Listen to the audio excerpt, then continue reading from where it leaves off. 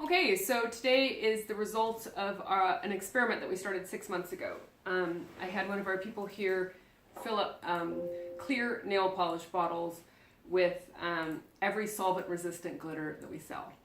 And it's just a bleed test. This isn't a suspension test or how it's interacting in any way except for bleeding, and also whether the flakes are disintegrating or breaking down in any way. Okay, so at this point, all of these in front of me are holographic, and they're none of them are bleeding at all. None of the flakes are breaking down at all. It looks really good in general. Perfect. The next one is the 5 iridescents. Now in the iridescent line in the poly glitters, you'll see colored ones and you'll see the clear ones. These 5 here are the clear ones, and they're fine.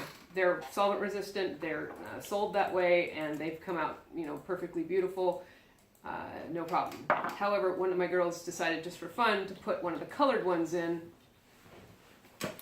and there you can see it's bleeding. Okay, now the interesting thing about it is not only is it bleeding, but the film itself actually broke down. So you would definitely not want to do the colored iridescence in the poly line in nail polish, at least suspending it. I suspect you might be able to get away with putting it on and brushing over it and letting it dry really quickly, but as far as actually dumping it into a bottle, don't do it. The next set here is the pearlescence. Again, no bleeding at all. They look great. The flakes did not, break down in any way. Perfect. And this whole row back here is the polyester metallics. No bleeding at all. None of the colors. No breakdown of the flakes. Really, really perfect for this sort of thing. And then, just for the fun of it, she decided to put some craft glitter in on a couple, and I will show you what they came out like.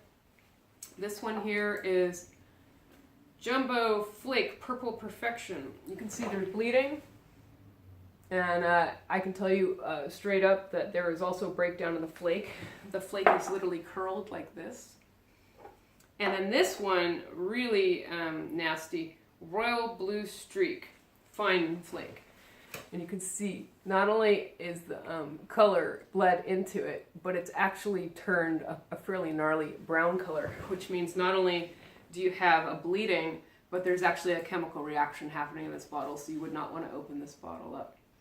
It could be dangerous. And also the color, you can see that color, it used to be a very dark blue, and it's leached out. So craft glitter and solvents is just a big no-no, and you can see why. It will ruin it. And let's see.